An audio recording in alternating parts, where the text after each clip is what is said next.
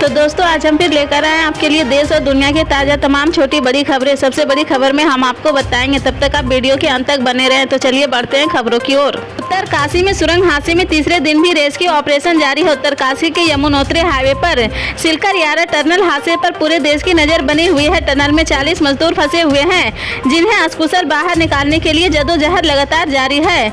तमाम रेस्क्यू टीमें युद्ध स्तर पर काम कर रही। टनल से मजदूरों को रेस्क्यू करने के लिए मौके पर 900 मिमी व्यास वाले ह्यूम पाइप और डीजल मशीन पहुंच गई है। मजदूरों के लिए ऑक्सीजन का विशेष ध्यान रखा जा रहा है।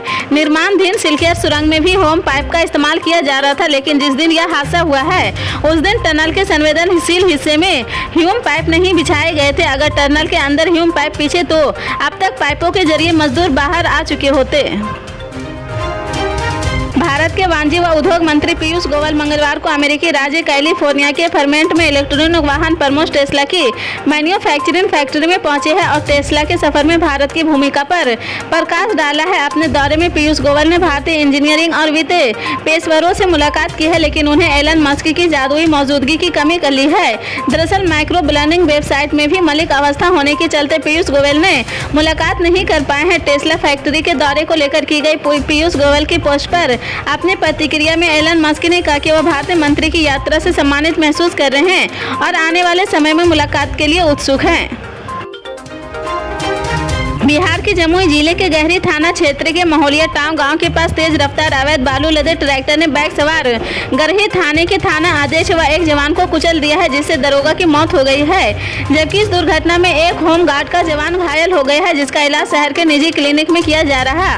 मृतक दरोगा की पहचान सिवान जिला निवासी प्रभात रंजन के रूप में की गई है। बताया जाता है कि मृतक दरोगा प्रभात रंजन जमुई जिले के गहरी थाने में अपर थाना अधीक्षक पद पर कार्य करते थे। मंगलवार की सुबह गुप्त सूचना मिली थी कि मोहली टांग नदी से अवैध बालू सरकारों द्वारा बालू का उठाव किया जा रहा। सूचना के बाद होमगार्ड जवान राजेश कुमार के साथ बाइक पर सवार होकर छापेमारी के लिए निकल गए हैं। जैसे ही उनकी बाइक मोहलिया टांडा के समीप पहुंची तो उनकी नजर अवैध बालू लदे तेज रफ्तार ट्रैक्टर पर पड़ी है। जब अपर थाना अध्यक्ष ने रोकने की कोशिश की तो ट्रैक्टर सवार ने उन्हें कुचल दिया है, जिसमें दोनों घायल हो गए हैं। दिवाली के लिए बारामती पहुंचे सांसद सुप्रिया सुले ने मराठा और धनगर समाज के आरक्षण की मांग को लेकर बीजेपी पर निशाना साधा। उन्होंने कहा कि गली से दिल्ली तक बीजेपी की सरकार है, अगर वह चाहे तो कुछ भी कर सकती है। मराठा, धनगर, लिंगायत और मुस्लिम समाज के आरक्षण की बहुत सालों से मांग है। बीजेपी ने जुमलेबाजी बंद करके इन चारों समुदाय को आरक्षण देना चाहिए। दरअसल बारामती के प्रकाशी भवन से सामने धनगर समाज के आरक्षण को लेकर पिछले 5 दिनों से चंद्रकांत वाघमोड़े का नाम का युवक अनशन कर रहा है। सांसद सुप्रिया सुले ने मंगलवार को उससे मुलाकात करके धनगर समाज के आरक्षण को समर्थन जताया है। उन्होंने कहा कि इस बारे में मुख्यमंत्री से बात करके मसले को सुलझाया जा सकता है। हमारी पहले दिन से मांग रही कि धनगर समाज, मराठा समाज, लिंगायत समाज और मुस्लिम समाज को आरक्षण की बहुत वर्षों से चल रही मांग को माना जाए। कर्नाटक परीक्षा प्राधिकरण धांधली से बचने के लिए विभिन्न बोर्डों और कॉरपोरेशन की भर्ती परीक्षाओं के दौरान परीक्षा हॉल में सभी तरह से सिर ढकने पर प्रतिबंध लगा दिया है। हालांकि ड्रेस कोड स्पष्ट रूप से हिजाब पर प्रतिबंध नहीं लगता है। आदेश में कहा गया है कि यह ब्लूटूथ डिवाइस का उपयोग करके परीक्षा में कदाचार को रोकने के प्रयास का हिस्सा है। इससे पहले 6 नवम्बर को कर्नाटक लोक सेवा आयोग की परीक्षा में बैठने वाली एक महिला को परीक्षा हॉल में प्रवेश करने से पहले अपना मंगलसूत्र उतारने के लिए कहा गया था। हिंदुत्व समूहों के विरोध के बाद कोई ने अब महिलाओं को परीक्षा हॉल में मंगलसूत्र और बिछिया पहनने की अनुमति दे दी है, जबकि अन्य आभूषणों पर प्रतिबंध लगा दिया गया है। बता दें कि राज्य भर में विभिन्न बोर्डों और निगमों की भर्ती परीक्षाएं 18 और 19 नवंबर को होनी है। जी हां, आपको बता दें राजस्थान के चुनावी संग्राम के बीच मुख्यमंत्री अशोक गहलोत कोटा पहुंचे। इस दौरान उन्होंने कांग्रेस की गारंटी योजनाओं को गिनाया तो दूसरी तरफ प्रधानमंत्री नरेंद्र मोदी, केंद्रीय गृह मंत्री अमित शाह और उत्तर प्रदेश के मुख्यमंत्री योगी आदित्यनाथ जमकर जुबानी हमला बोला।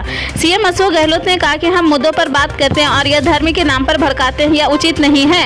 उन्होंने कहा कि अब बीजेपी के नेता राजस्थान आएंगे, सीएम योगी आ रहे या सीधे पत्थर मारने की बात करते हैं, जो देश और राज्य के लिए ठीक नहीं है। कोटा पहुंचे मुख्यमंत्री अशोक गहलोत एयरपोर्ट पर मीडिया से बात कर रहे थे। उन्होंने अपनी सरकार की तारीफ करते हुए कहा कि हमारी योजनाएं धरातल पर दिखाई पड़ रही, चाहे बीमा हो, 500 में सिलेंडर, अन्नपूर्णा योजना हो या 100 यूनिट बिजली फ्री हो, ये सभी योजनाएं लागू हुई है। उन्होंने कहा कि यह सरकार जो कहती है वह करती है, हमने गुड गवर्नेंस दिया है।